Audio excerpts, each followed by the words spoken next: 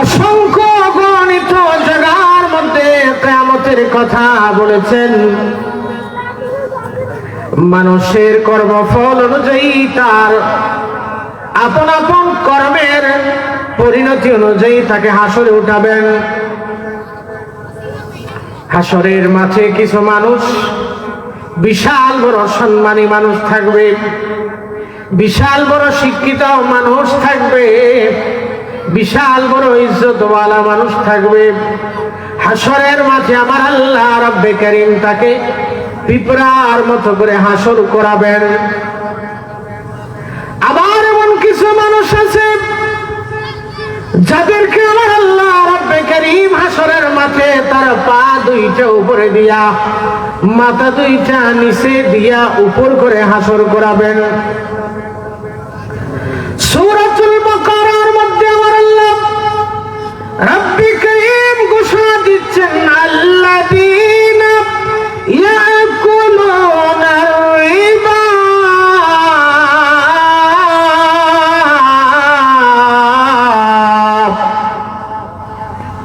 আমার আল্লাহ রব্বে কারীম দুনিয়ার যত সুদখোর আছে সুদখোরকে ডাক দিতেছেন, আল্লাযীনা ইয়াকুলুনা রিবা।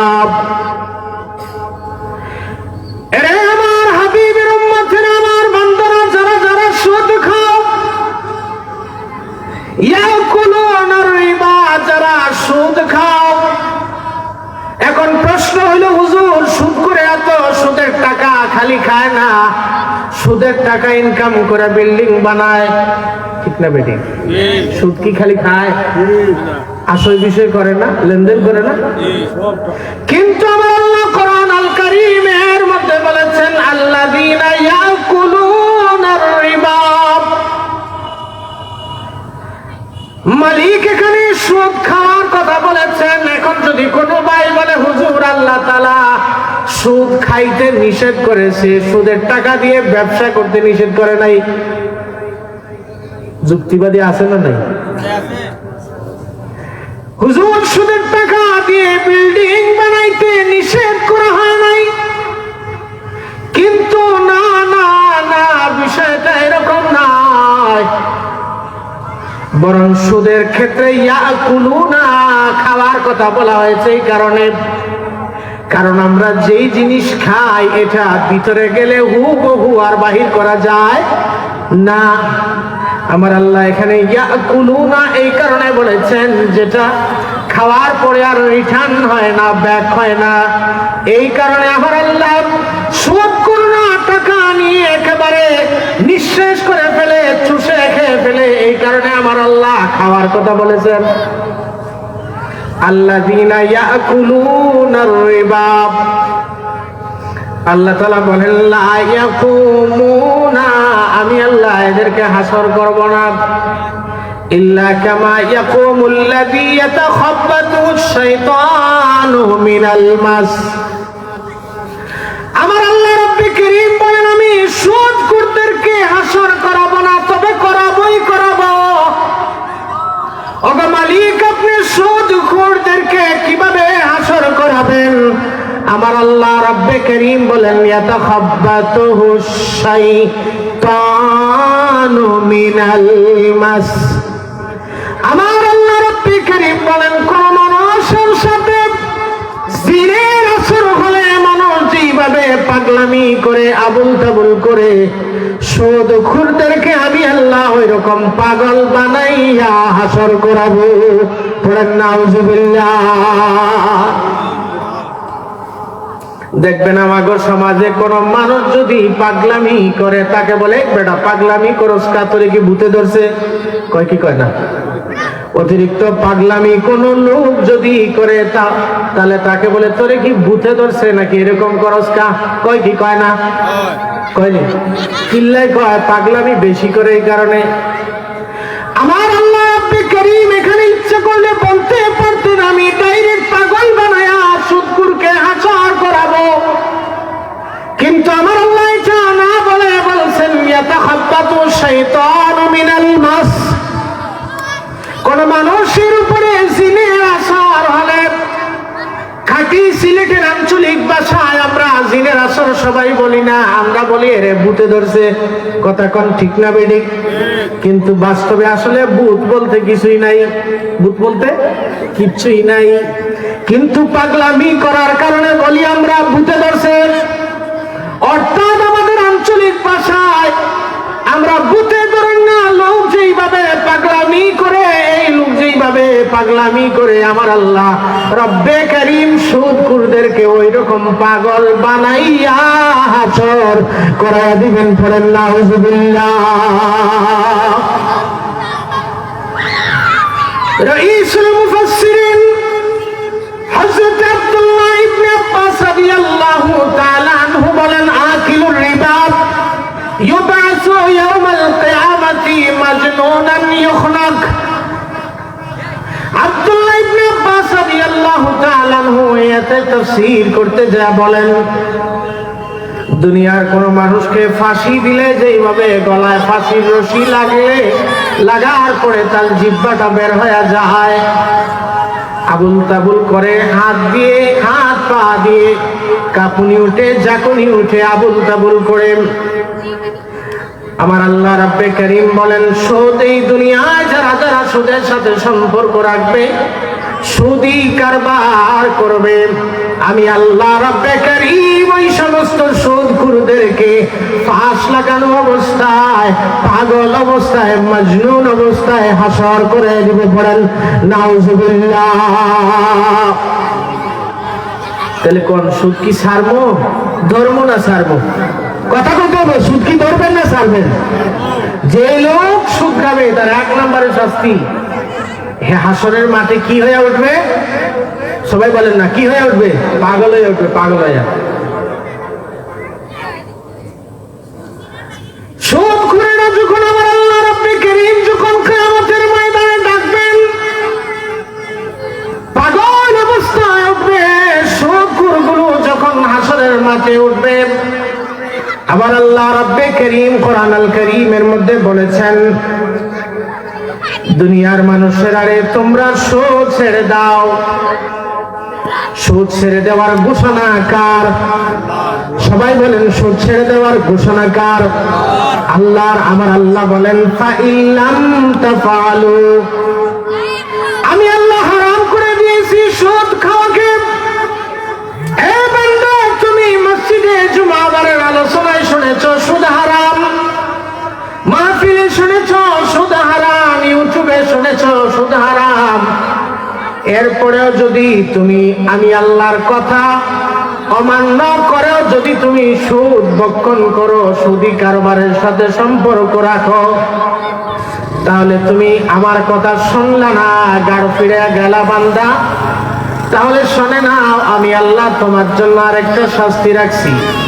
ফাইল্লাম তাফআলু ফাআযানু বিহারবিন মিনাল্লাহি ওয়া রাসূলিহি।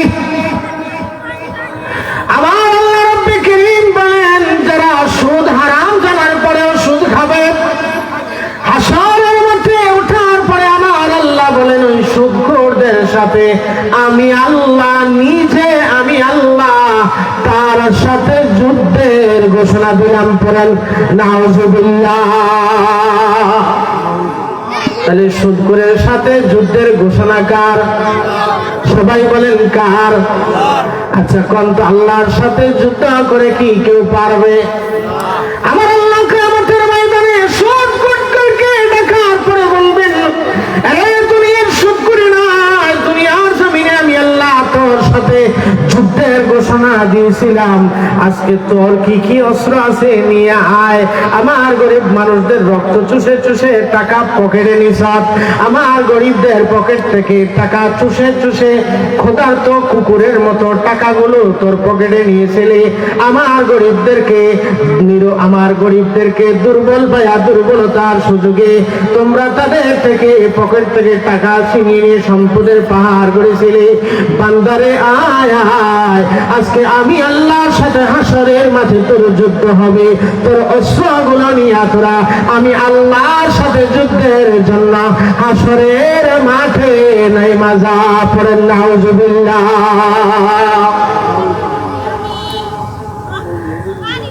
বাবারা আমার, বন্ধুরা আমার বলবেন, হুজুর আমি কি খাই না? সুদ খাই না। জীবনে কোনোদিন 2 টাকা সুদি কারবারের জন্য কাউরে দেই নাই, 2 টাকা কাউকে দেই নাই। আমার নবী বলেন, উম্মত তুমি সুদ খাও নাই সত্য, কিন্তু তোমার পাশের বাড়ি একটা লোকের টাকা দরকার পড়ছে, তোমার সাথে এক সুদখোরের সম্পর্ক আছে, অমুক এলাকার তার সাথে তোমার ভালো সম্পর্ক, যাইয়া মাঝখান দিয়া কইরা ফেলাইছে একটা মধ্যস্থতা, সুপারিশ করে ফেলাইছো, ভাই অমুক বিপদে তারে কিছু টাকা দেন। মধ্যস্থতা করে তুমি সুদের মহাজন থেকে টাকা এনে কাউকে দিয়েছিলাম। আমার নবী রাহমাতুল আলামিন বলেন, লানা রাসূলুল্লাহ সাল্লাল্লাহু আলাইহি ওয়াসাল্লাম আকিলুর রিবা ওয়া মুকিলুহু ওয়া কাতিবাহু ওয়া শাহিদাই। আমার নবী বলেন, উম্মত তুমি সুদ খাও নাই, সুদের সাথে তোমার সম্পর্ক, তুমি সুদের সাথে সুদি কারবার তুমি করো নাই সত্য, কিন্তু আরেকজনকে সুদের টাকা আনতে যায় সাহায্য করেছিলা। আমার নবী বলেন, যারা সুদ দেয়, যারা সুদ গ্রহণ করে, সুদের মধ্যস্থতা করে, সুদের সাক্ষী হয়, সুদের জন্য সুদ এখন আবার সুদখোরেরা এরা আবার আধুনিক হয়ে গেছে। সুদখোরেরা টাকা দেওয়ার আগে জায়গার কাগজ দেয়, চুক্তিপত্র লিখা লিখি করে, কথা কোন ঠিক কিনা? সুদখোরেরা আধুনিক হয়ে গেছে, সুদ নেওয়ার আগে কি করে? চুক্তি লেখায়। নবী বলেন, যে সকল সুদখোরেরা সুদ খাওয়ার আগে চুক্তিপত্র লিখাইছে, ওই জায়গায় যেই মাস্টার সাহেব দেয়া, যেই শিক্ষিত লোক দেয়া সুদি লেনদেনের চুক্তিপত্র লিখা পড়া করেছে, হিসাব রক্ষা করেছে, নবী বলেন ওই লোক সুদ খায়ও সুদখোর, তুমি সুদি চুক্তি লিখার কারণেও তুমিও সুদের সাথে সম্পর্কিত হয়ে গেলা। নবী বলেন, হোম সাওয়া, সুদ দাতা, সুদ গ্রহীতা, সুদের লেখক, সুদের সাক্ষী, অপরাধের দৃষ্টিতে তারা সকলেই এক সমান। পড়েন নাউজুবিল্লাহ। বাবা রে, আপনি আরেকজনের উপকার করছেন। আমার আব্দুল্লাহ ভাইয়ের ভিসা আসছে, টাকা নাই, ভিসার জন্য আটকায়া গেছে গা। আমি কইলাম, দোস্ত তুই টেনশন করিস না, অমুক সুদখোরের সাথে কয় লাখ টাকা লাগবো, আমি এনে দিব। যায়া গেছেন মধ্যস্থতা করে, আন্না তার উপকার করছেন, উপকার করতে যায় আপনিও সুদখোরের খাতায় নাম লিখেছেন, আপনিও সুদখোরের খাতায় নাম লিখেছেন। আর সুদখোরেও কিন্তু ডেঞ্জারাস। সে কিছু সুদখোর এরকম সমাজে আছে, দেখবেন কইব, এই তোর ভিসা টিসা হয় না কোন দিক দিয়ে? তা আপনি করলেন, না কাকা আমার কাছে তো টাকা পয়সা নাই, কই টাকা পাবো, কি হবে? টাকার কি দরকার আছে নাকি? তো টাকার কিছু নেবো, কয় লাখ টাকা, আমি বাচ্চা থাকতে তোর টাকার কোনো অভাব নাই, কয় কি কয় না? এরকম সুদখোর আছে না নাই? কাকা বাচ্চা থাকতে টাকার কোনো অভাব নাই, এখন ভিসা এসে গেছেন, কইছেন কাকা টাকা লাগবো, কয় লাখ টাকা লাগবো, আমারে তো বাবা টাকা দিলে তো আমার কাছ থেকে নিলেই তো বুঝতেছো আর এক হিসাব আছে না নাই? আছেন এরকম। আবার কিছু সুদখোর আছে, এরা হিডেন সুদখোর, লুকানো সুদখোর। লুকানো সুদখোর কি?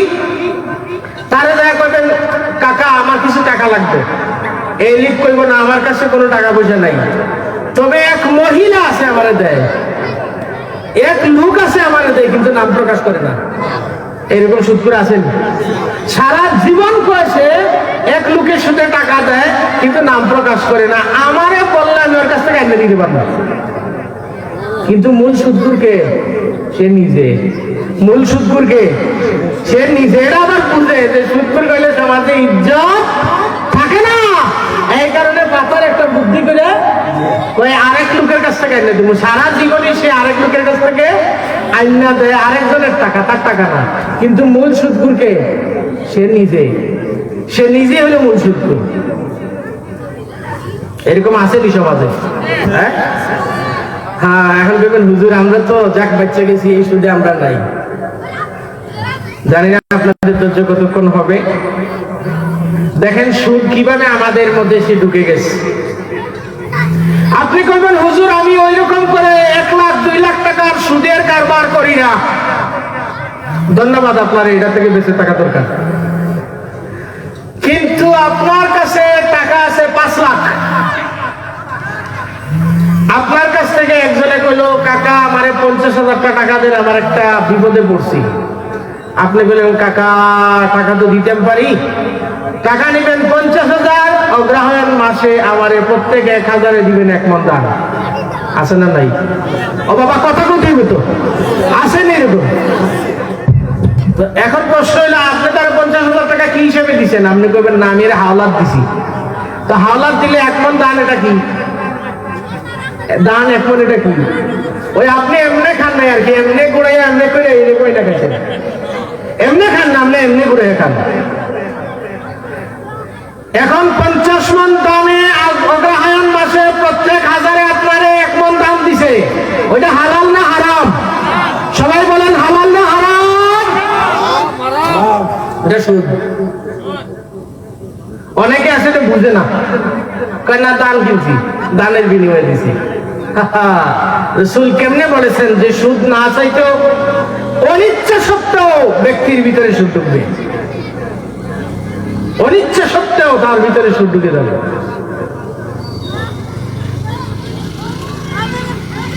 বাবারা আমার, বন্ধুরা আমার, আমার নবী বলেন কিয়ামতের মাঠে সবচাইতে গরীব হবে কে তোমরা কি জানো?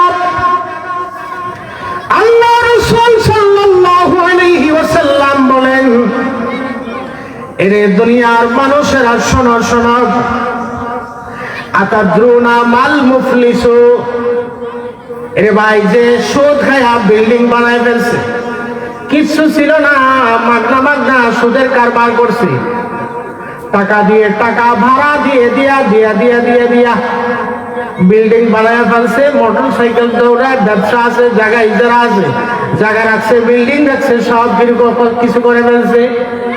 সুদ খায়া খায়া সমাজে এসে প্রতিষ্ঠিত হয়ে গেছে। আমার নবীকে বলেন উম্মতরে আমার, শোনো শোনাল মুফলিস, তোমরা কি জানো কিয়ামতের মাঠে সব চাইতে অসহায় আর মিসকিন আর গরীব হবে কে? সাহাবায়ে কেরাম বলেন ইয়া রাসূলুল্লাহ, ইয়া হাবিবাল্লাহ, নবী গো সব চাইতে গরীব হলো ওই লোক যেই লোকের কাছে লা দিরহাম লাহু, যার কাছে কোনো টাকা পয়সা নাই, সে হইল গরিব। আমাদের দেশে যার কাছে টাকা পয়সা নাই আমরা তারে কি কই?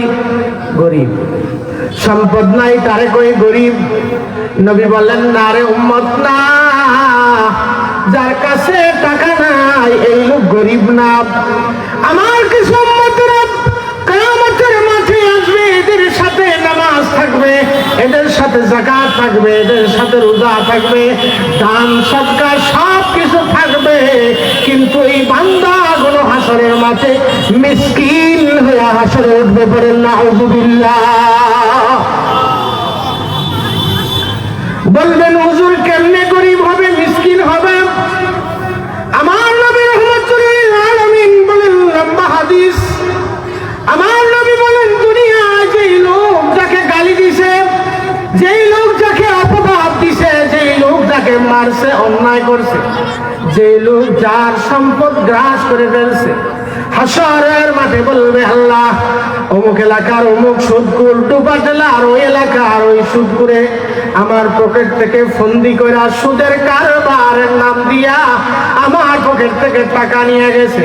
মালিক ওই দিন বড় অসহায় ছিলাম, কিচ্ছু করতে পারি নাই, আজকে তো তুমি মালিকাল মুলক, আজকে তুমি বিচার করবা। আল্লাহ আমার পকেট থেকে যে আমার রক্তে ঝরা পরিশ্রম করা টাকাগুলো যে অন্যায়ভাবে আমার পকেট থেকে নিয়ে গেছে, আজকে এটার বিনিময় চাই, আজকে এটার বিচার চাই। এইভাবে চুরি করে টাকা নিছে, ছিনতাই করে টাকা নিছে, ঘুষ হিসাবে টাকা নিছে। আমার আল্লাহ বলবেন বান্দা ঘুষ খাইছিলা, সুদ খাইছিলা, আমার বান্দার দুর্বলতার সুযোগে তুমি তার পকেট থেকে তোমার পকেটে টাকা নিয়ে গেছিলা, আজকে তার টাকাগুলো পরিশোধ করো, আজকে তার ঋণটা তুমি পরিশোধ করে লাগবে। লাগবে। বান্দা বলবে আল্লাহ কি দিয়ে পরিশোধ করব, আমার কাছে তো কিচ্ছু নাই। আমার আল্লাহ রাব্বে কারীম বলবেন বান্দারে তুই যদিও পাপী, যদিও সুদখোর, যদিও ঘুষখোর, যদিও ডাকাত, যদিও ছিনতাই করছ, মানুষের টাকা আত্মসাৎ করে ফেলছ, কিন্তু তোর আমল নামার মধ্যে কিছু কিছু গুনাহ, কিছু কিছু নেক আমল দেখা যায়। আমার যে বান্দার টাকা আত্মসাৎ করেছিলি, আমার বান্দার টাকা আত্মসাৎ করার বিনিময়ে আমি আল্লাহ তোর প্যাকেট থেকে সবগুলো টাকা, তোর প্যাকেট থেকে, তোর আমল নামা থেকে যতগুলো নেক আমল করেছ, সব নেক আমলগুলো আমার ওই বান্দাকে দিয়ে দিতে হবে। বলেন নাউজুবিল্লাহ। সুদ খাইছেন, আসলের মাঠে কি বুঝে এই লোকে সুদ দিছিল। ঘুষ খাইছেন, যেই লোকে ঘুষ আপনারে দিছিল এই লোকে দয়া করবো আল্লাহ আমি তোরে টাকা দিছিলাম এটার বিচার চাই। আল্লাহ কইব দে টাকা, কইব আল্লাহ কিচ্ছু নাই, কইব তোর নেক আমল আছে না দে। হকের বিনিময়ে কি দিতে হবে? নেক আমল, নেক আমল দিতে হবে। বান্দা এরকম তার নেক আমলগুলো দিতে দিতে দিতে দিতে একেবারে যখন খালি হয়ে যাবে, কোনো আর নেক আমল নাই। বাবারা কন্ত হাসরের মাঠে যদি নেক না থাকে তাইলে তার আছে কি? নেক ছাড়া তো ওখানে কোনো কিছুর মূল্য নাই। টাকা পয়সার কোনো মূল্য আছে? বাড়ি বিল্ডিং সুদ খায়া বানাইছে, ঘুষ খায়া বানাইছে, ওগুলার কি কোনো মূল্য আর আছে নাকি? আমার আল্লাহ বলবেন কি আমল করছো নিয়ে আয়। বান্দা বলবে আল্লাহ আমি সুদ খেয়েছিলাম, ওটা পরিশোধ করতে করতে আমার আমল নামার সব নেকি শেষ হয়ে গেছে। আবার আল্লাহ বলবেন বান্দা যখন তুই আর তাকে নেক দিতে পারবি না, তার আমল নামার যত গুনাহ আছে সব গুনাহ তোর কাঁধে উঠাই আনে। ওই যে লোকে সুদ দিছিল বাধ্য হইয়া, ওই যেই লোকে ঘুষ দিছিল বাধ্য হইয়া, যেই লোকে টাকা আত্মসাৎ করা হয়েছিল, আমার আল্লাহ রাব্বে কারীম তার পাপের বোঝা সুদখোরের গাড়ে, ঘুষখোরের গাড়ে দিয়া ফেরেশতারা লাইটায়া লাইটায়া তারে জাহান্নামের ভিতরে ফেলে দিবে। বলেন নাউজুবিল্লাহ। তাহলে হাসরের মাঠে সবচেয়ে গরিব হবে কে? সুদখোর, ঘুষখোর। এরা সবচেয়ে কি হবে? ঘুষ সবচেয়ে গরিব হবে, সবচেয়ে কি হবে? গরিব হবে। আর এখন আমাদের সমাজে তো সুদখোর ছাড়া বিচারই হয় না। কথা কন না এই ভাই, আপনারা কি ভয় পান? আমি এত দূর থেকে এসে কথা বলছি, আপনাকে মনে হয় ভয় লাগতেছে। সুদখোর কি গুল্লা খাওয়া বলা বন্ধ করে? আমরা কোনো সুদখোরকে গালি দিতেছি? কোন সুদখোরকে গালি দিতেছি না বুঝাইতেছি? আমরা কি করতেছি? বুঝাইতেছি। আমরা বুঝাইতেছি কোন সুদখোরের সাথে আমাদের ব্যক্তিগত কোনো শত্রুতা। এখন আমাদের সমাজ হয়ে গেছে গা, যে লোকে সুদ খেয়ে টাকা বানাইছে এ সমাজের সবচেয়ে বড় বিচারী। কথা কন না? এই সুদখোর ছাড়া কমিটির সভাপতি হয় না। কথা কন না গা? এই সুদখোর ছাড়া কমিটির সভাপতি হয় না। এই সুদখোর ছাড়া আমরা টাকা দাতা ডোনার পাই না। বেশি কথা বলে হুজুরের জুম্মায় বয়ান করলে হুজুরের জুম্মা, হুজুরের মসজিদের চাকরি জায়গা কিনলে সুদখোর এসে কমিটি রেখেছে, আপনাদের হুজুর যে আমার বিরুদ্ধে বয়ান করে আমি কিন্তু দিতাম না। এরা দয়া কানে কানে কিন্তু হুজুর কালকের থেকে আর এই বয়ান করেন না। আছে না নাই? হ্যাঁ, সুদখোরে কিন্তু পাওয়ার আছে, কিন্তু জানেন এই দুনিয়ায় যদিও সুদখোরের ইজ্জত থাকতে পারে, আমার আল্লাহর কাছে এই হারামখোরদের, এই ঘুষখোরদের এক পয়সার কোনো ইজ্জত নাই। কথা বলেন না? আচ্ছা, আমার এই মুরব্বী বাবা বলতে পারে আগের কোন মানুষ, আগের যুগে কোনো মানুষ যদি কুকাম করত, বেবিচার করত, জিনা করত, তারে কি করত? মাথা কামাইয়া গলায় জুতার মালা দিয়ে গ্রাম ছাড়া করত। কি করতো না কাকা? আপনি সাক্ষী দেন। কিল্লাই বেবিচার করছে, জিনা করছে, এই লোকের সমাজে কোনো ইজ্জত নাই। এখন আসেন, সুদখোর বড় বেইজ্জত নাকি জিনাখোর সবচেয়ে বড় বেইজ্জত? আমার নবী রাহমাতুল্লিল আলামিন বলেন, যে লোকে একটা দিরহাম মাত্র সুদের টাকা গ্রহণ করল, আমার নবী বলেন রে দুনিয়ার মানুষেরা, জিনা হইল অপরাধ, বেবিচার করা হইল পাপ, আমার আল্লাহ কোরআনুল কারীমের মধ্যে বলেছেন লা তাকরাবুস জিনা। আল্লাহ কয় জিনা করবা তো দূরের কথা, এটা জিনা করা এত খারাপ কাজ, এটার কাছেও যায় না। মুরব্বী বাবা সাক্ষী দিলেন, আগের যুগে জিনাখোর ধরা পড়লে মাথা নাঙ্গা করে কালি মাখায়া গলায় জুতা দিয়া গ্রামটাকে তাড়াই দিত। আমার নবী বলেন, কোন মানুষ যদি একটা টাকা একটা দিরহাম সুদ খায়, একজন সুদখোর সুদ খাওয়ার পরে একটা টাকা সুদ খাইলে 36 বার জিনা করলে যেই গুনাহ হয়, একটা টাকা সুদ খাইলেও সেই গুনাহ হয়। পড়েন নাউজুবিল্লাহ। তাহলে কোন সুদখোরের সমাজে কোনো ইজ্জত আছে নাকি? আল্লাহর দরবারে কোনো ইজ্জত আছে নাকি? আচ্ছা কোন যেই লোকে, আচ্ছা কি কইতাম বাবা, কি ওয়াজ করতাম, কোন যেই লোকে আরেকজনের টাকা অন্যায়ভাবে সুদি কারবার করে লাখ লাখ টাকা তার পকেটে ঢুকায়, এই লোকের কি কোনো বিবেক বিবেচনা আছে? এই লোকের কি কোনো ইনসাফ আছে? এই লোক কি সুস্থ মস্তিষ্কের মানুষ? এই লোকের বিবেক বলতে কিচ্ছু আছে? তো এই লোক সমাজে বিচার করবে কি? যেই লোক তাফসীরে দুররে মানসুরের ভিতরে আল্লামা ইমাম জালালউদ্দিন সুয়ুতী রাহমাতুল্লাহ আলাইহি বলেছেন, সুদখোরকে তিনি ক্ষুধার্ত কুকুর বলেছেন। সুদখোরকে কি বলছেন? ক্ষুধার্ত কুকুর বলেছেন। তো যেই লোক যার মেন্টালিটি কুকুরের মতো, সেই লোক কি সমাজে বিচার করার অধিকার রাখে? আমরা সমাজে সুদখোরের বিচার মানি? আমরা সমাজে সুদখোরের নেতৃত্ব মানি? কোন মসজিদের সভাপতি সুদখোরকে দেওয়া যাবে না, যাবে না, যাবে না। কোন কমিটির সভাপতি সুদখোরকে দেওয়া যাবে না, যাবে না, যাবে না। কিসের আবার সুদখোরে? আবার কি? তোর টাকা আছে, তোর ঘরে আছে বেটা, তোর ঘরে আছে টাকা। আমার মসজিদের কাম 100 বছর পরে হবে, তাও আমার মসজিদে সুদের টাকা লাগাবো না। কথা বলেন ঠিক না বেটি? আমার মসজিদ ভাঙ্গা থাকবে, আমার মসজিদ 100 বছর থাকবে। সুদখোরের টাকা নিয়ে আলিশান মসজিদ বানানোর চাইতে মাটিতে, খোলা মাঠে নামাজ পড়া 1000 গুণ, কোটি গুণ উত্তম। ঠিক না বেটি? বাবা কিছু মানুষ আছে কইব, আরে সুদখোরের বেটা তো সমাজের খুব প্রভাবশালী মানুষ, এ বেটা মসজিদে দিছে 10,000 টাকা, এখন যদি আমি টাকা মসজিদে না লাগাই তাহলে মাইর লেগে দেবো। টাকা নিয়ে নিছেন।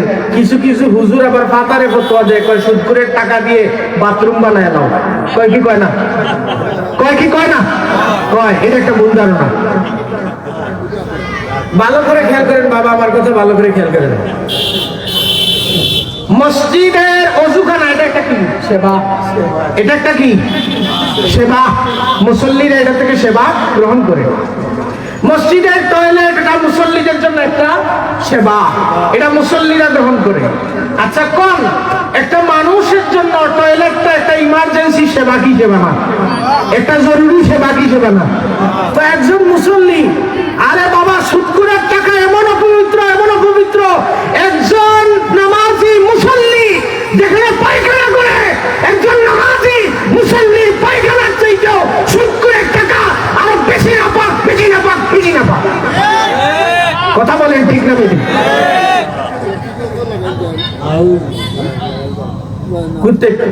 জানা সত্ত্বে আমি কিভাবে মসজিদে টাকা, সুদখোরের টাকা লাগাবো? বাবা আমার মনে রাখবেন, কোন হারাম ইনকাম যদি কেউ টাকা নিয়ে, হারাম টাকা, ছিনতাইয়ের টাকা, ঘুষের টাকা, সুদের টাকা হাতে নিয়ে যদি আল্লাহর রাস্তায় দান করে সওয়াবের আশা করে, ফুকাহায়ে কেরামগণেরা সকলে একমত সেই লোকের ঈমান থাকবে। কেউ যদি হারাম টাকা দিয়ে সওয়াবের আশা করে, হারাম টাকা দান করে সওয়াবের আশা করে, তার ঈমান থাকতই না। আবার কিসে সুদখোরের টাকা? তবে কইবেন হুজুর আপনি তো সোজা সোজা ওয়াজ করে দিয়েছেন, মসজিদ তো চালাই আমরা। কথা ঠিক না বেটি? এটাও ঠিক। ওয়াজ করা যেরকম, মসজিদ চালানো তার এরকম না। তো কি করতে হবে? আপনার জানা সত্ত্বে, আপনার জানা সত্ত্বে কোন সুদখোরের টাকা আপনি গ্রহণ করবেন কিন্তু যদি সে গোপনে এখানে সুদের থাকে তাতে আমরা তো কিছু করার নেই। কিন্তু যতক্ষণ পর্যন্ত আমাদের জানা আছে, আমাদের হুঁশ আছে, জ্ঞান আছে, সুদখোরের কোন দান সদকা মসজিদে চলবে নিব না। কি কর, সুদের টাকা না নিলে কি মসজিদে নামাজ পড়া যাইতো না? মাদ্রাসা চলতো না? হ্যাঁ, সুদখোরের টাকা ইমাম সাহেবের বেতন না দিলে কি মসজিদ চলবে না? এত টাকার দরকার নেই তো, কিসে এত না দিই কি তো বাবা। সুদখোরেরা মনে করে কি, আরে আমার বাড়ি আছে, গাড়ি আছে, কত কিছু আছে, আমি তো হ্যাপি। আল্লাহ কয় না, ইয়ামহাকুল্লাহু রিবা ওয়া ইউরবি সাদাকাত।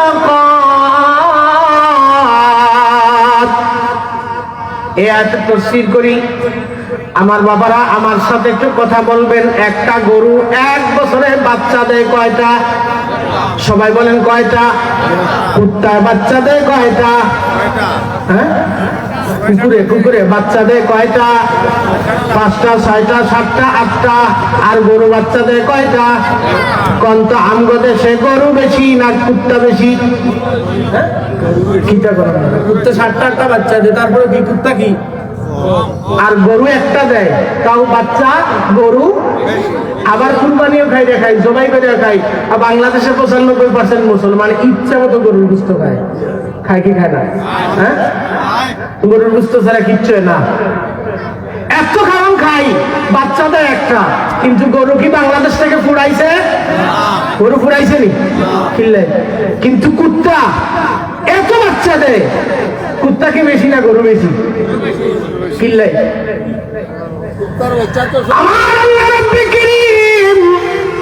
হালালের ভিতরে বরকত রেখেছেন। সুদ করে যদিও কোটিপতি হয়ে যায়, মুসান্নাফ ইবনে আব্দুর রাজ্জাকের মধ্যে হযরত মুআম্মার রাহমাতুল্লাহ আলাইহি বলেছেন, একজন সুদ করে টাকা পয়সা সম্পদ এগুলো টিকবে মাত্র 40 বছর। জোরে বলেন কত বছর?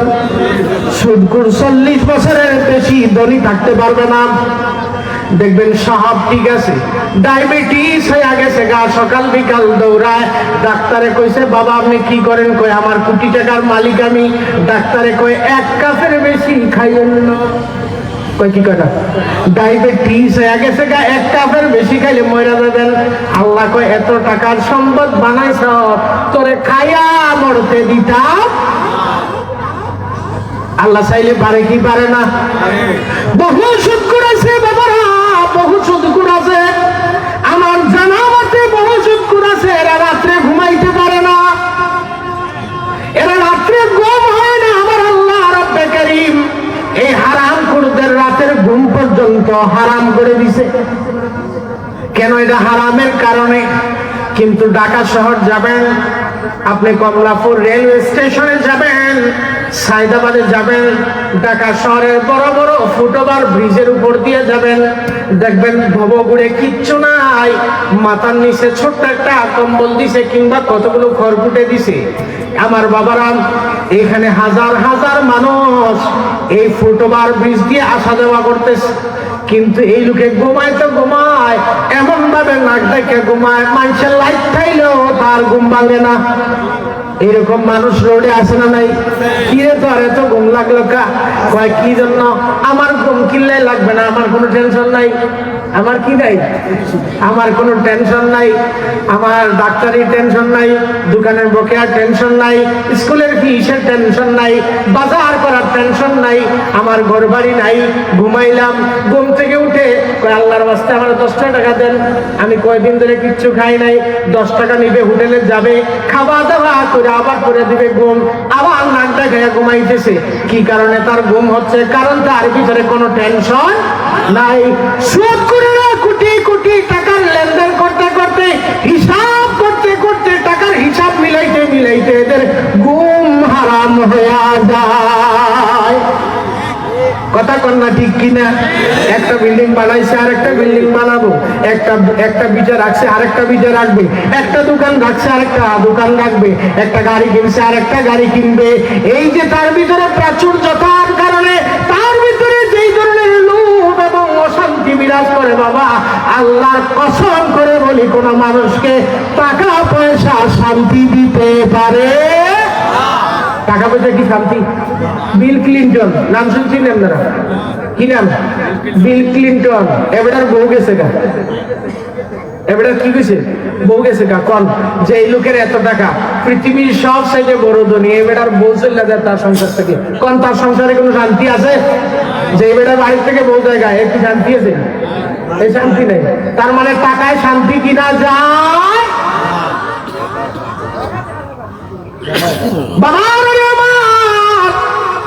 গরিব হয়েছি তো হয়েছেটা কি? গরিবের কারণে এমন কি হয়েছে? এই ৬০-৬৫ বছর বাঁচার জন্য কত কোটি টাকা লাগবে আপনার? এত টাকা টাকা করে লাভটা কি? যাওয়ার সময় আপনার সাদা কাপন, কোটিপতিরও সাদা কাপন, আপনার ৩.৫ হাত মাটি, তারও ৩.৫ হাত মাটি। এ আমার বাবারা, যারা গরিব হয়েছেন, যারা রিক্সা চালায়, যারা দিন মজুর, এরা হয়তো মনে মনে ভাবে আল্লাহ রে, এত গরিব আমারে বানাইলা। নবী বলেন উম্মত টেনশন করিস না, চিন্তা করিস না, আমি নবী, আমাকে দিয়ে আমার আল্লাহ জান্নাত উদ্বোধন করাবেন। আমি নবী যখন সর্বপ্রথম জান্নাতের মধ্যে যাব, মারিয়াল ফুকারাইল মুমিনিন, আমি নবীর যত গরিব উম্মতের আছে, আমি নবী সর্বপ্রথম জান্নাতে যাব।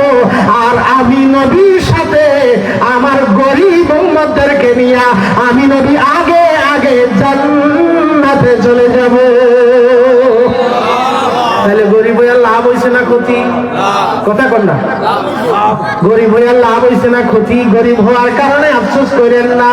কেন গরিব হইলেন বাবা?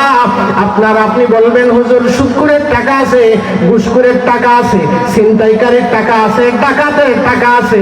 আমার নবীকে সাহাবায়ে কেরামগণেরা প্রশ্ন করেন, ইয়া রাসূলুল্লাহ, ইয়া হাবিবাল্লাহ, আইয়ুল কাসবি আতিয়াব? নবী গো, দুনিয়ার বহু ধরনের উপার্জন করার বিভিন্ন ধরনের পেশা আছে। কেউ ডাক্তার, কেউ মাস্টার, কেউ ইঞ্জিনিয়ার, কেউ ইলেকট্রিশিয়ান, কেউ ঠেলা গাড়ি চালায়, কেউ ভ্যান গাড়ি চালায়, কেউ ইলেকট্রিকের কাজ করে, কেউ টেইলারের কাজ করে, কেউ কৃষির কাজ করে। বিভিন্ন ধরনের শ্রেণী এবং পেশার মানুষের কাজ আছে।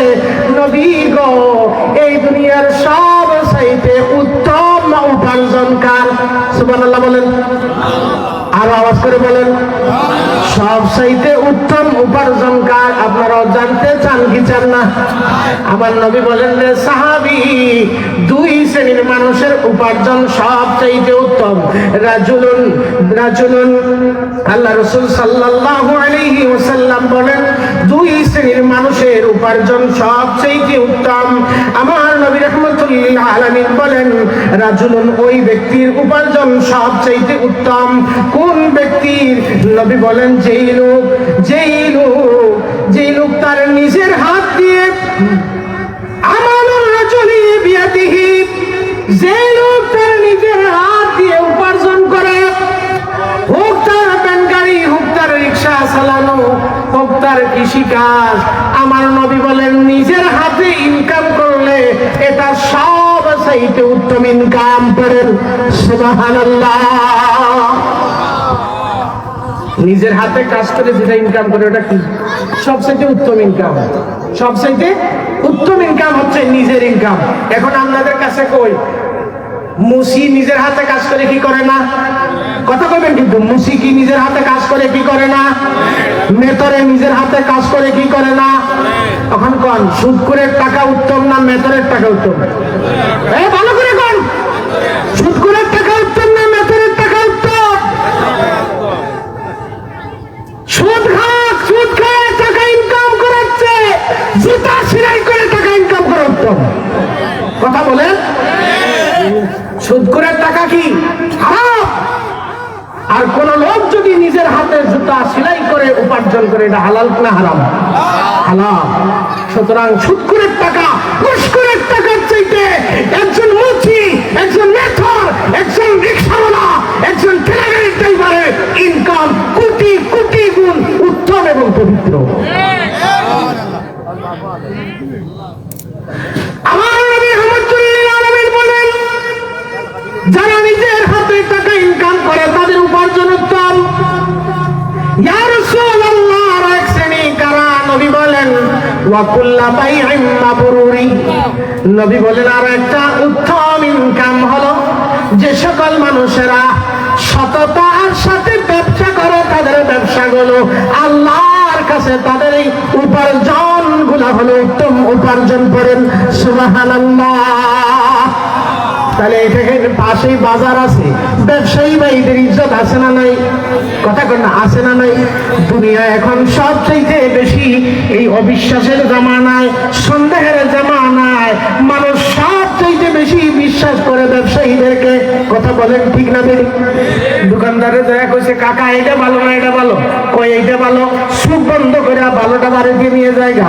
কিল্লা মহাজন সাহেব বলছে, আমার নবী বলেন এরে দুনিয়ার ব্যবসায়ীরা, এরে দুনিয়ার দোকানদারেরা, এরে ব্যবসায়ীরা, শোনো শোনো, যে সকল ব্যবসায়ীরা সততার সহিত ব্যবসা করবে, নেককার সততা, ধোঁকা দিবে না, উম্মতদেরকে ধোঁকা দিবে না, প্রতারণা করবে না, ঠকাবে না, এইরকম ব্যবসায়ী যারা হবে মা'আন নাবিয়িনা ওয়াস সিদ্দিকিনা ওয়াস শুহাদা, আমার নবী বলেন নেককার, সৎকার, আমানতদার ব্যবসায়ী যারা হবে আমার আল্লাহ এই সকল ব্যবসায়ীদেরকে নবীদের সাথে, শহীদদের সাথে হাসর করে দিবেন। বলেন সুবহানাল্লাহ। তাহলে ব্যবসায়ীদের ইজ্জত আছে না নাই? শুনে বলেন আছে না নাই? ব্যবসায়ীদের ইজ্জত আছে, কিন্তু এর একটা কথা আছে, আমি ব্যবসায়ী ভাইদেরকে একটু দৃষ্টি আকর্ষণ করবো। কিছু কিছু দোকান দেখি আমরা, কিছু কিছু চা স্টল দেখি, ওই দোকানের ভিতরে বড় করে সাইনবোর্ড লাগিয়ে রাখা হয়, এখানে রাজনৈতিক আলাপ করা নিষেধ। আছে না নাই?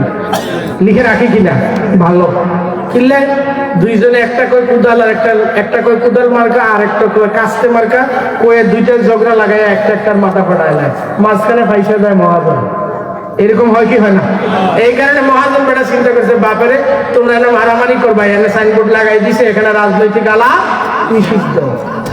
আমি ব্যবসায়ী ভাইদেরকে একটা রিকোয়েস্ট করবো, আপনার ওই দোকানে যেইভাবে লিখেন এখানে রাজনৈতিক আলাপ নিষিদ্ধ, আপনার দোকানে আরেকটা সাইনবোর্ড টাঙায়, আরেকটা সাইনবোর্ড টাঙায় রাখেন, আমার এই দোকানে অপরের গীবত করা নিষিদ্ধ। ওমা কথা কন না, চা খায়া খায়া আরেক বেটার গীবত, চা খায়া খায়া আরেক বেটার যত দোষ আছে সব ইচ্ছা মতো বর্ণনা করতেছে। এরকম আছে না নাই? রজবের মাস আমার নবী বলেন, আমি রাহমাতুল লিল আলামিন মেরাজ যদনিতে গেলাম, যারা দেখি এক শ্রেণীর মানুষ তাদের হাতের নখগুলো হলো তামার তৈরি। আচ্ছা কোন এই যে নখগুলো আছে, এই নখগুলো যদি গালের মধ্যে লাগে, একটু দাঁড়ানো নখ হয়, মুখের কি অবস্থা থাকবে? এখানে সিজার হয়ে যাবো। আমার নবী বলেন জাহান্নামের ভিতরে যাই আমি নবী দেখলাম হাতের নখগুলো, আমি নবী দেখতে পাচ্ছি এগুলো তামার নখ। আচ্ছা হাতের নখ যদি তামার হয়, এগুলো কি দিয়ে মুখে আশ্রইলে আরাম লাগবে না কষ্ট লাগবে? কথা কম না। আমার নবী বলেন আমি একটা ছেলেকে দেখলাম তাদের নিজের মুখ দিয়া নিজের মুখের মধ্যে আশ্রইতেছে, নিজের মুখের মধ্যে নিজের মুখের মধ্যে নিজের নখ দিয়ে আশ্রইতেছে। আমার নবী জিজ্ঞেস করলেন, ভাই জিবরাইল রে, এরা কারা রে নিজের হাত দিয়া নিজের মুখ আশ্রইতেছে? জিবরাইল বলেন, ইয়া রাসূলুল্লাহ, ইয়া হাবিবাল্লাহ, আপনার উম্মতদের ওই সকল মানুষ যারা গোপনে বসে বসে মানুষের গীবত করতো, পরনিন্দা করতো, মানুষের পিছনে কথা বলতো, আমার আল্লাহ জাহান্নামে ওই সকল গীবত করতে জন্য তাদের নখগুলোকে তামার বানিয়ে দিয়েছেন। আর অনবরত তারা নিজেদের মুখের মধ্যে আশ্রইতেছে। পড়েন নাউজুবিল্লাহ। দোকানে রাজনৈতিক আলাপ নিষিদ্ধ, সাথে লিখতে হবে এখানে গীবত করা, কথা কর না, এখানে গীবত করা নিষিদ্ধ, এখানে কারো বদনাম করা যাবে। কারণ হলো কি, গীবত করাও পাপ, গীবত শোনা পাপ।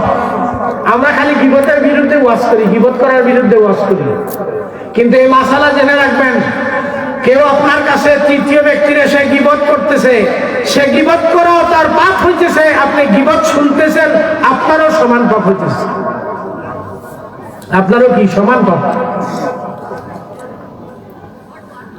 আর এই গীবত করতে শুধুমাত্র জাহান্নামে আযাব নয়, এই গীবত যারা করে এদের কবরের ভিতরেও ভয়ানক আযাব আল্লাহ তাআলা বরাদ্দ রেখেছেন। নবীজি আমার রাস্তা দিয়ে হেঁটে যাচ্ছেন,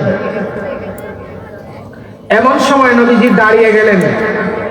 দাঁড়িয়ে আল্লাহ রাসূল সাল্লাল্লাহু আলাইহি ওয়াসাল্লাম সাহাবীদেরকে বললেন, এ আমার সাহাবীরা, এখানে যে কবর দেখতেছো, এই যে জায়গা দেখতেছো, এই জায়গার নিচে দুইটা কবর আছে, এই দুইটা কবরের মধ্যে আযাব হচ্ছে। আচ্ছা কর, আমারে তো দিছেন বিশেষ সুদ, ঘুষ, গীবত, মাঝে মধ্যে কিছু আইলে কইতাম না, কইতাম নি, বাদে যদি কম যে হুজুরের বিষয়ের বাইরে কথা কয়ে আলছে। আচ্ছা কর, নবীজি মাটির উপরে দাঁড়ায় মাটির নিচের খবর জানে কি জানে না? জ্ঞান দিয়েছেন কে? আমার নবী মাটির উপরে দাঁড়াইয়া বলেন, সাহাবীরা রে, আমি নবী আমার নবুয়তের চক্ষু দিয়া দেখতে পাচ্ছি এই মাটির নিচে কবরের ভিতরে দুইটা লোকের আযাব হইতেছে। আল্লাহর হাবিব রাহমাতুল লিল আলামিন একটা গাছের ডাল আনলেন, তাতে একটা গাছের ডালকে নবী আমার দুই ভাগ করলেন, দুইটা কবরের মধ্যে দুইটা তাজা ডাল গেড়ে দিলেন। সাহাবায়ে কেরাম গণেরা বলে, ইয়া রাসূলুল্লাহ, এখানে ডাল দেওয়ার কারণ কি? আমার নবী বলেন, আমার সাহাবীরা, এই গাছের যে সবুজ পাতা, এগুলো আল্লাহর জিকির করতেই আছে। আমি নবীর নবুয়তের হাত দ্বারা আপনাদের কবরের উপরে এই সবুজ পাতা বিশিষ্ট ডাল রোপণ করে দিয়েছি। এই সাদা সবুজ পাতাগুলো যতক্ষণ সবুজ থাকবে ততক্ষণ পর্যন্ত আমার আল্লাহ রাব্বে কারীম তাদের কবরের আযাব মাফ করে দিবে। সাহাবীরা জিজ্ঞেস করে, ইয়া রাসূলুল্লাহ, আযাবটা কিল্লে হইতেছে, কবরে আযাব হইতেছে কি জন্য? নবীজি বলেন, দুই কারণ। জুড়ে বলেন, কয় কারণ? এটা আওয়াজ করে বলেন, কয় কারণ? দুই কারণ। এক নাম্বার কারণ, একজনের আযাব হচ্ছে এ প্রস্রাব করতো, কিন্তু প্রস্রাব থেকে পবিত্রতা হাসিল করতো না। এরকম ইয়াং জেনারেশনের মধ্যে এটা এখন বেশি। তারা জিজ্ঞেস করছেন, ভাই আজান হয়েছে, চলে নামাজে? আমার প্যান্ট ভালো না। কয় কি কয় না? কথা কয় না, কয় কি কয় না? সুপারি এই আপনার প্যান্ট একটা পরছে, মনে হচ্ছে যে তারের ভিতরে ঢুকে সেলাই করছে না, আবার মনে হচ্ছে যে তারের ভিতরে ঢুকে টেইলার একেবারে সেলাই করে দিচ্ছে। এটা দিয়ে বইতেও পারে না, বুঝতেও পারে না। প্রস্রাব করলে অর্ধেক মাটিতে আর অর্ধেক ভিতরে। আছে না নাই? কথা কয় না, আছে না নাই? ভাই ফ্যাশন যে করতেছেন বাইরে, তুমি সুন্দর পোশাক পরো, আমাদের কোনো আপত্তি নাই, কিন্তু যেই পোশাক পবিত্রতা অর্জন করতে বাধা দেয়, এই পোশাক পরিধান করা হালাল নাকি হারাম?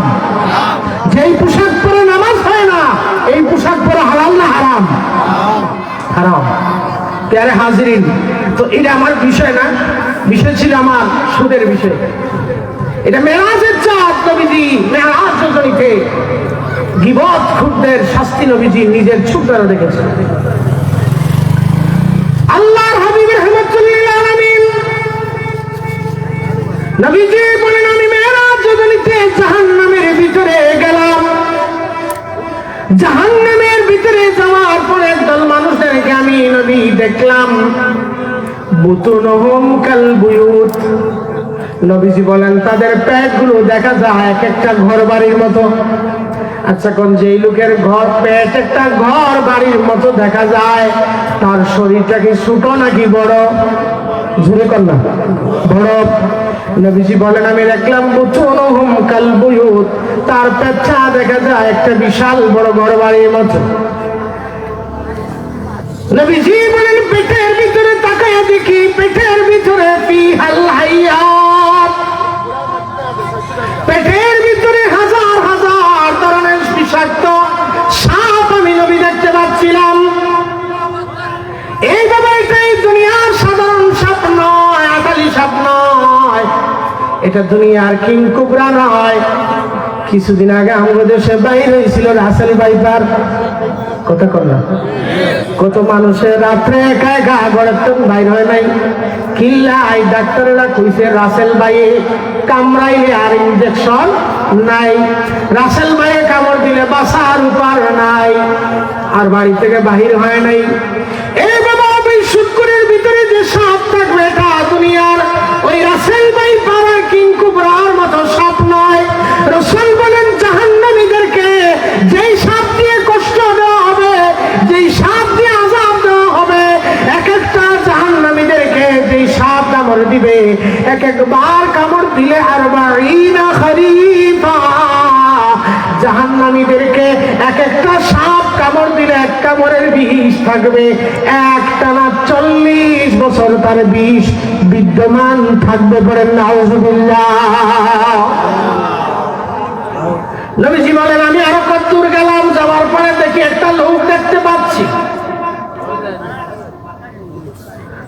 ও সরি, সাহাবী জিবরিল আমিন ডেকে বলেন ইয়া রাসূলুল্লাহ ইয়া হাবিবাল্লাহ, ওই যে বিশাল বড় পেট যাকে দেখছেন, নবীজি বললেন জিবরাইল রে কি কারণে তার পেটের ভিতরে এত সাপ?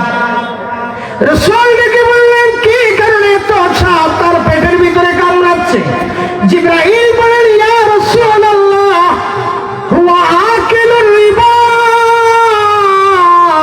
নবী গো এটা হলো দুপাটলা এলাকার, ওই এলাকার সুদখোর, গ্রামের সকল মানুষের টাকা পয়সা না পকেট বাড়ি করে সুদ খাইতে খাইতে বড়াই ফেলছিল। আমার আল্লাহ জাহান্নামের ভিতরে তাকে এই শাস্তির ব্যবস্থা করে দিছে। পড়েন নাউযুবিল্লাহ। নবীজি আরো কত দূর গেলেন, যায়া দেখেন এক লোক রক্তের নদীর মধ্যে হাবুডুবু হাবুডুবু খাচ্ছে, রক্তের ভিতরে হাবুডুবু খাচ্ছে। লোকটা রক্তের নদী থেকে দৌড়াইয়া পারে কিনারায় আসতে চায়, কিনারায় আসার জন্য যখন চেষ্টা করে, ওই কিনারায় আরেক লোক দাঁড়ায় আছে বিশাল বড় পাথর নিয়া। যখনই সে নদীর কিনারায় আসে, ওই লোকটা পাথর দিয়া ইচ্ছা মতো করে এই লোকের মুখের মধ্যে মারে, চূর্ণ বিচূর্ণ হয়ে যায়। আবার সে নদীর সাগরের এই রক্তের নদীর ভিতরে সাঁতার কাটতে শুরু করে।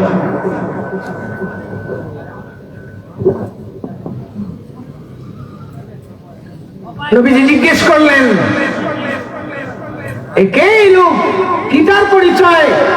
রক্তের নদীতে এরকম সাঁতার কাটতেছে, কিনারায় আসতে চাইলে তাকে পাথর মেরে আবার রক্তের নদীর মধ্যে ফেলে দেওয়া হয়, কারণ কি? জিবরাইল বলেন ইয়া রাসূলুল্লাহ, এই সুদখোর এবং ঘুষখোরেরা গরিব মানুষের পকেট থেকে তাদের রক্ত ঝরা টাকাগুলো তাদের বিপদের সময়ে তাদেরকে তাদের রক্ত ঝরা ঘাম ঝরা পরিশ্রমের টাকাগুলো এক ধরনের চিন্তাই করে তাদের পকেট পাড়ি করেছিল। এই গরিবের রক্তের মধ্যে সুদখোরদেরকে আল্লাহ তাআলা কিয়ামত পর্যন্ত এখানে তাদেরকে এই রক্তের নদীতে হাবুডুবু খাওয়াবেন। পড়েন নাউযুবিল্লাহ।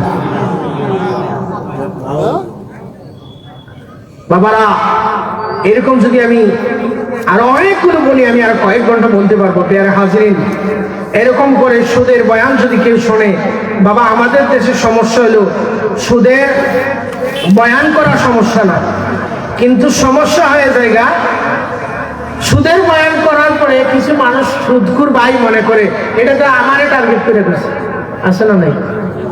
এরা বলে এটা আমারে টার্গেট করে দিচ্ছে। ও ভাই, ও সুদখোর ভাই, আপনি সুদের সাথে সম্পৃক্ত আছেন, বিশ্বাস করেন আপনাদের সাথে আমাদের ব্যক্তিগত কোনো আক্রোশ নাই ভাইরে।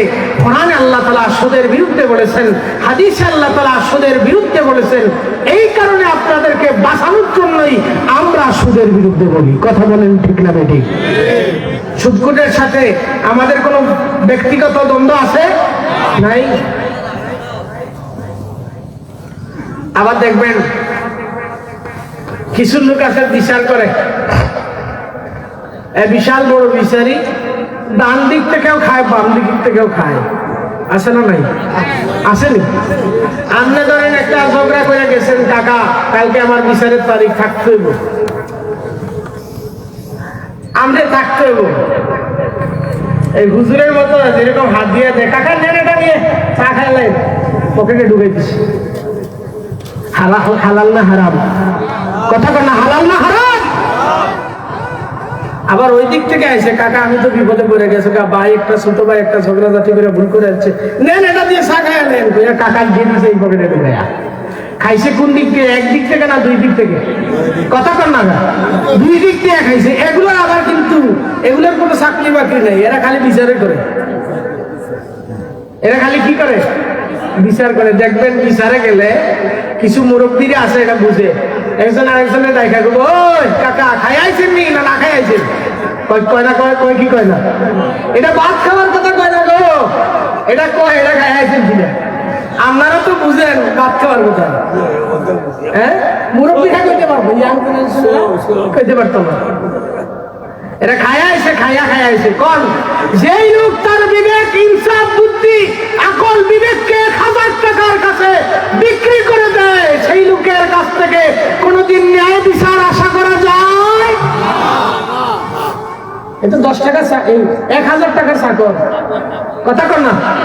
যেই লোক ঘুষ খায়, 1000 টাকা ঘুষ খায় বিচারে আইছে, এই 1000 টাকার কি চাকর? এই কিসের বিচার করবে? 1000 টাকার কাছে যে লোক তার বিবেককে বিক্রি করে দেয়, সে কোনদিন তার দ্বারা এই সমাজে ন্যায় বিচার প্রতিষ্ঠিত হতে পারে? আমরাও তো চিন্তা করি কি করবো, ঝগড়া লাগিয়ে গেছে গা, এখন এই বেটা বেশি কথা কয়, এর মুখ বন্ধ করতে টাকা 1000 দিয়ে দিস। এই কারণে আমার নবী বলেন, রাশি ওয়াল মুরতাশিব কিলাহুমা ফিন্নার। নবী বলেন, তুমি যে বিচার কেনার জন্য তাকে 1000 টাকা দিছ, তুমি বিচার কেনার জন্য যে 1000 টাকা দিছ, যে লোকের ঘুষ নিয়ে যে পাপ করেছে, তুমি বিচার কেনার জন্য 1000 টাকা দিয়ে সমান পাপ করেছ। কথা বলেন ঠিক না বেঠিক? এই কারণে আমরা ঘুষ খাই না এবং ঘুষ দেই না। বলেন, আমরা ঘুষ খাই না, আমরা ঘুষ খাই না, ঘুষ দেই না। বাবা, আমরা এদেরকে লালন পালন করি। এই ঘুষখুটের যন্ত্রণায় বিচারে যায় বসে ওইদিকে কথা কয়, এইদিকে কথা কয়। মনে রাখবেন, এই সমাজের থেকে যদি ঘুষখোর সুদখোরদেরকে যদি সমাজ থেকে এদেরকে যদি বিতাড়িত করা যায়, তাহলে এই সমাজে ন্যায় এবং ইনসাফ প্রতিষ্ঠিত হবে। কথা বলেন ঠিক না বেঠিক? কারণ ঘুষ যে খায় এর দ্বারা ন্যায় বিচার হয় না, সুদ যে খায় এর দ্বারাও ন্যায় বিচার হয়। এই কারণে ঘুষ দিবেন না, ঘুষ খাবেন না, তবেই এই সমাজে শান্তি এবং ইনসাফ প্রতিষ্ঠিত হবে। বাবা, এক লোক, এক ইমাম সাহেব, আমি এক জায়গায় সুদের ওয়াজ করছি, করার করে বলে, হুজুর আপনি তো করে আসেন গেছেন গা সুদের ওয়াজ, সুদ করে বাড়িতে খাওয়ানো যেত না, এই করা যেত না, সেই করা যেত না। আমার পঞ্চায়েতে 5 জন সুদ করে আছে, এখন আমি খামু কই? সুদ করে আছে কয়জন? 5 জন। কষ্ট করে এসে এখানে বেড়া করতেছে, হুজুর আমি খামু কই? কার বাড়িতে খাইতাম? আপনি তো কইছেন সুদ করে বাড়ি খাওয়ানো যাইতো না, এখন আমি না খাইলে নামাজ পড়াবো কই? এইরকম আছে না নাই? আসেন। এই কারণে যারা মসজিদগুলোকে পরিচালনা করে, চেষ্টা করবেন একজন ইমাম সাহেব তার রিজিকটা যেন হালাল হয়, হোক নরমাল খাবার, কিন্তু সেটা হালাল হোক। কোন মানুষ যদি হারাম ভক্ষণ করে কলিজা ফাটাইয়া আল্লাহর দরবারে চিৎকার করে দোয়া করে, তার দোয়া কবুল হবে? আমরা হুজুরকে দিয়ে দোয়া করাইতেছি, খতবে ইউনূস করে দোয়া করতেছি, কোরআন তেলাওয়াত করে দোয়া করতেছি, হাজার বার একটা প্রার্থনা করতেছি, দোয়া কবুল হয় না। কারণ কি? কোনো না কোনো ভাবে আমার রিজিকে হারাম মিক্স হয়ে গেছে, আমার রিজিকের ভিতরে সুদের টাকা, ঘুষের টাকা, হারাম টাকা মিক্স হয়ে গেছে, আমার পোশাক ঘুষের টাকায় কেনা হয়ে গেছে, আমার ধান ঘুষের টাকায় সুদের টাকায় কিনা হয়ে গেছে, আমার অজান্তিটাতে মিক্স হয়ে গেছে, আমার রিজিক হারাম হয়ে গেছে, আমার ডাক আল্লাহ কবুল করতেছে না। রাসূলের একজন সাহাবী হযরত সাদ বিন আবি ওয়াক্কাস রাদিয়াল্লাহু তাআলা আনহু ডেকে বলেন, সাহাবী সাদ বিন আবি ওয়াক্কাস রাদিয়াল্লাহু তাআলা আনহু রাসূলের এমন একজন সাহাবী, নবী সাহাবীকে একবার দুইবার নয়, আমার রাসূল এই সাহাবীকে একাধারে 3 বার জান্নাতের সুসংবাদ দিয়েছেন। সুবহানাল্লাহ বলেন না? একাধারে 3 বার জান্নাতের সুসংবাদ দিয়েছেন। সাদ বিন আবি ওয়াক্কাস নবীর কাছে বসা,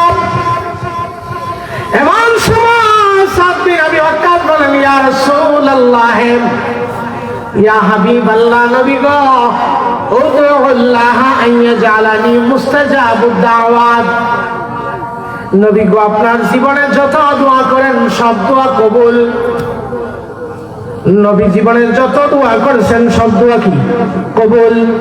ইয়া রাসূলুল্লাহ, আপনি আল্লাহর কাছে একটা দোয়া করেন। নবী বলেন, রে সাদ বিন আবি ওয়াক্কাস, আমি কি দোয়া করব? সাদ বিন আবি ওয়াক্কাস বলেন, ইয়া রাসূলুল্লাহ, আপনি এমন একটা দোয়া আমার জন্য করেন যাতে আমার জীবনে যত দোয়া করব সব দোয়া যাতে আল্লাহ কবুল করে নেয়। অর্থাৎ মুস্তাজাবুদ দাওয়াত বানায় দেন। মুস্তাজাবুদ দাওয়াত মানে কি বুঝছেন? যেই লোক দোয়া করার সাথে সাথে আল্লাহর দরবারে কবুল হয়ে যায়, তার নাম কি? মুস্তাজাবুদ দাওয়াত। তো সাহাবী বলতেছেন, ইয়া রাসূলুল্লাহ, আপনি আল্লাহর কাছে এমন একটা দোয়া করেন যাতে আমি মুস্তাজাবুদ দাওয়াত হয়ে যাই। আমি যখনই দোয়া করি তখনই যেন আল্লাহ তাআলা আমার দোয়া কবুল করে নেয়। আমার নবী বলেন, রে আমার কলিজার টুকরা সাহাবী সাদ বিন আবি ওয়াক্কাস, তুমি মুস্তাজাবুদ দাওয়াত হতে চাও, তুমি যখনই দোয়া করবা তখনই তোমার দোয়া কবুল হবে। তুমি এমনটা চাইতে চাও? বলে, হ্যাঁ ইয়া রাসূলুল্লাহ। আমার নবী বলেন, না, এটার জন্য তুমি বড় কোনো আমল করা লাগবে না, সারা রাত তাহাজ্জুদ পড়া লাগবে না, সারা রাত জেগে জেগে নফল বন্দেগী করা লাগবে না। আতিব মাতামাকা, আরে সাদ বিন আবি ওয়াক্কাস, তুমি যখনই তোমার রিজিক অনুভক্ষণ করবা, রিজিক গ্রহণ করবা, সব সময় চিন্তা করবা তোমার রিজিকটা যদি হালাল হয়ে যায়, রিজিক হালাল হওয়ার কারণে আমার আল্লাহ তোমার রিজিকটা যদি তুমি হালাল বানাইতে পারো, তুমি যেটা খাবার গ্রহণ করবা এটা যদি হালাল হয়, যেটা পরিধান করবা এটা যদি হালাল হয়, তোমার সম্পদ যদি হালাল হয়, তোমার ব্যবহৃত জিনিসপত্র যদি হালাল হয়, তুমি যদি সুদ থেকে, ঘুষ থেকে, ছিনতাই থেকে, পরের হক আত্মসাৎ করা থেকে তুমি যদি তোমার যাবতীয় রিজিকগুলোকে তুমি যদি পুত পবিত্র রাখতে পারো, যখনই দোয়া করবা সাথে সাথে আমার আল্লাহ সঙ্গে সঙ্গে তুমি সাদ বিন আবি ওয়াক্কাসের দোয়া আমার আল্লাহ কবুল করে নেবেন। তাহলে দোয়া কবুল করার 1 নম্বর শর্ত কি? হালাল রিজিক। তাহলে কোন সুদখোরের দোয়া কবুল হয়? কথা কন না। কোন ঘুষখোরের দোয়া কবুল হয়? যে লোকে পরের হক আত্মসাৎ করে তার দোয়া কবুল হয় না। এখন মনে করেন সুদখোর কোটি টাকা দিয়া মাদ্রাসা বানায় দিছে, তার কোনো সওয়াব হবে? কথা কন না। কোটি টাকা যদি সুদ করে দান করে তার কি কোনো সওয়াব হবে? সুদ করে যদি এতিমখানা বানায় তার সওয়াব হবে? সওয়াব হবে না। সুদখোর যদি সুদের টাকা দিয়ে মসজিদ বানায়, যদি বিশাল আলিশান মসজিদ বানায়, কয়েকতলা বিল্ডিং দিয়ে যদি মসজিদ বানায়, আর টাকাটা যদি সুদের হয়, ওই সুদের টাকায় 1 পয়সার লাভ হবে না। কথা বলেন ঠিক না বেঠিক? এই সুদখোরেরা এখন সমাজের যেই দিকেই যাবেন দেখবেন সুদখোরেরা তার কথা ছাড়া এই সমাজের কিচ্ছু জানে না। এমন কব্জা করে নিছে এই হারামখোরের দলেরা আমাদের সমাজগুলোকে। ভালো শিক্ষিত সব জ্ঞানী মানুষরা তাদের নেতৃত্বের কারণে এরা গড়ে লুকায় থাকে। আছে না নাই? আসেন, তার কথার উপরে কথা নাই, সে যেটা বলে সেটা, সে যেটা বলে ওইটা। তারে যদি কমিটি না দেন, কমিটির সভাপতি না বানান, এই মসজিদে আইতো না। তারে যদি সভাপতি না দেন, সে ওয়াজে আইতো না। আসে না নাই এরকম বাবারা? এই কারণে আসুন আমরা আমাদের সমাজকে সুদ মুক্ত করতে হলে আমাদেরও কিছু দায়িত্ব আছে, আমাদেরও কিছু দায়িত্ব আছে না নাই?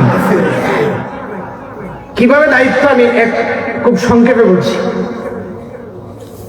এক লোকে, ও ভাই আমরা মিলাদ কিয়াম করবো, আপনারা ওখানে দাঁড়ায় মিলাদ পড়া লাগতো না, আসেন ভিতরে আসেন। আর দাঁড়ায় আসেন না, ভিতরে আসেন না, বাইরে দাঁড়ালে তো ঠান্ডা বেশি লাগে।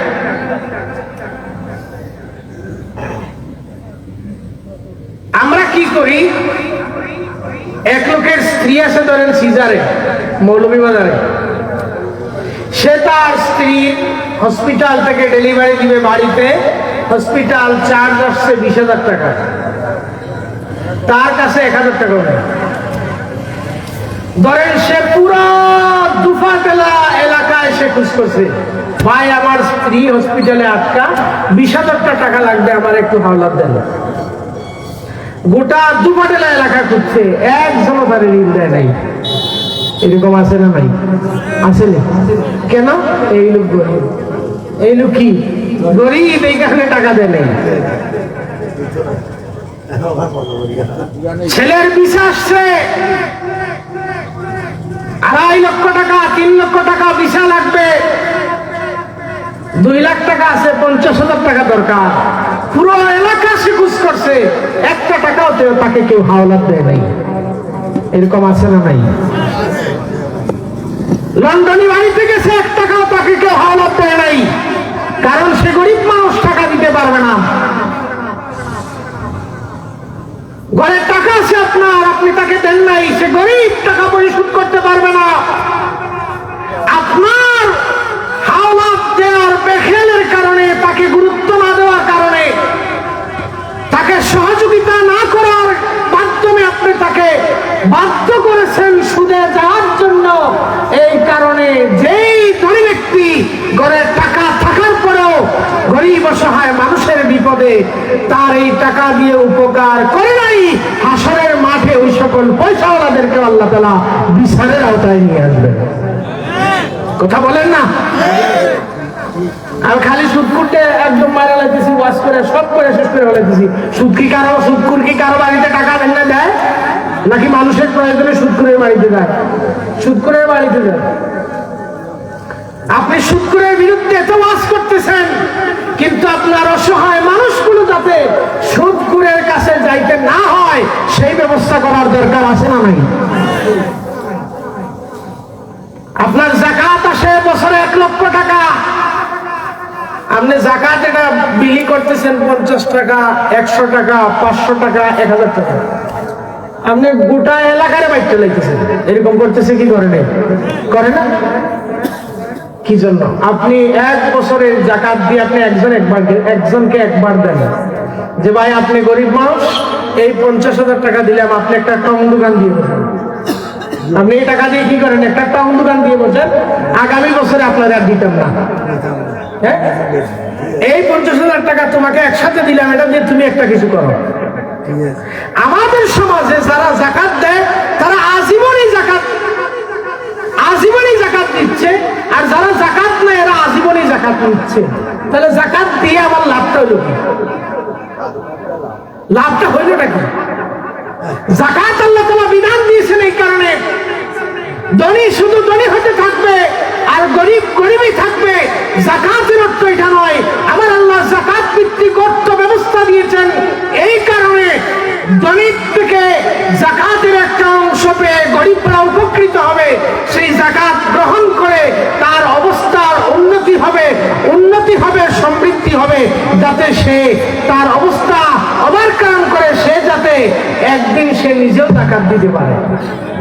আর আমাদের দেশে হলো যাকাত যে দিচ্ছে সে আজীবনই যাকাত দিচ্ছে, যে যাকাত দিচ্ছে আজীবনই যাকাত দিচ্ছে। আমি বিত্তবান যারা আছেন তাদেরকে রিকোয়েস্ট করব, আপনার 1 বছরের যাকাতের টাকা আপনি চিন্তা করতেছেন আমার পুরো এলাকায় অসহায় মানুষ আছে, পার্শ্ববর্তী এলাকার মানুষও আমার কাছে আসে, আপনি 50 টাকা 100 টাকা করে দিচ্ছেন, ওটা দিয়ে স্টার ফিল্টার সিগারেট খায় 50 টাকা পুরে ভালোছে, ঠিক না বেটি? এই টাকা কোনো কাজে লাগছে?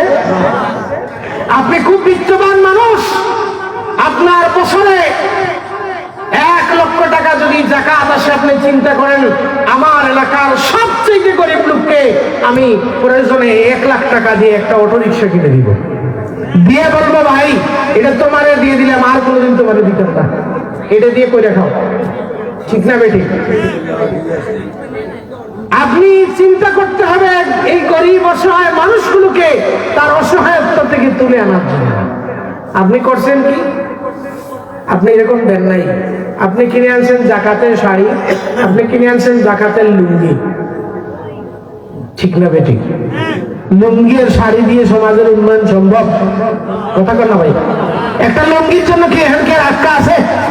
হ্যাঁ, এটা লুঙ্গির জন্য এখন কেউ আটকা নাই, একটা শাড়ির জন্য আটকা নাই।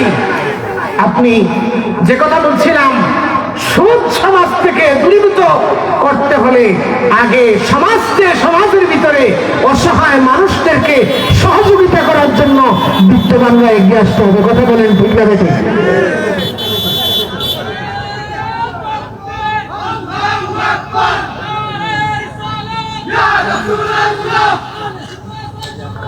নারে তাকবীর, নারে রিসালাত, আহলে সুন্নাত ওয়াল জামাত, প্রধান বক্তার আগমন, প্রধান বক্তার আগমন, হেমন্ত স্যারের আগমন, প্রফেসর স্যারের আগমন, দুপাটিলার পক্ষ থেকে, দুপাটিলার পক্ষ থেকে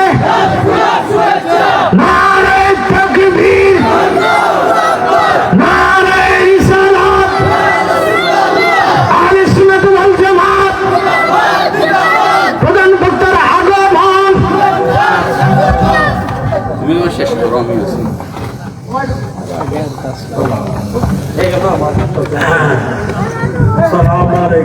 নারে তাকবীর, নারে তাকবীর, নারে রিসালাত, আহলে সুন্নাত ওয়াল জামাত, প্রধান বক্তার আগমন, প্রফেসরের আগমন, দুপাটিলার পক্ষ থেকে নারে তাকবীর, নারে রিসালাত, আহলে সুন্নাত ওয়াল জামাত। সম্মানিত মুসলিম জনতা, সবাই বলেন আলহামদুলিল্লাহ।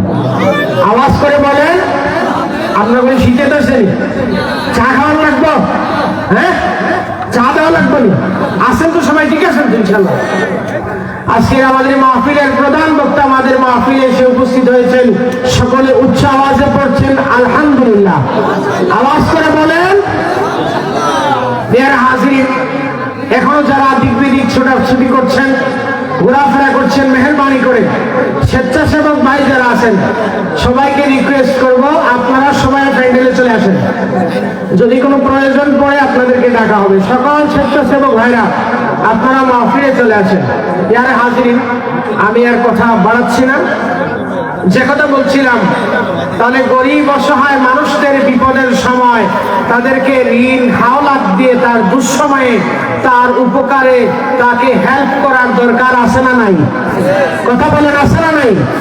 মনে রাখবেন, কোন মানুষ যদি কাউকে কর্জ দেয়, কোন মানুষ যদি কাউকে হাওলাত দেয়, আর ওই মানুষ যদি কর্জটা সময় মতো পরিশোধ করতে না পারে, আর ওই ঋণদাতা যদি তাকে সময় দেয়, যতদিন ওই গরিব অসহায় মানুষের কাছে তার কর্জটা বকেয়া থাকবে, ধৈর্য ধরে সময় দিবে, যতদিন ওই ঋণগ্রস্ত ব্যক্তির কাছে টাকাটা থাকবে, ততদিন পর্যন্ত দান করার যে সওয়াব হয়, সেই সওয়াব আল্লাহ তাআলা কর্জদাতাকে দান করে দিবেন। পড়েন সুবহানাল্লাহ।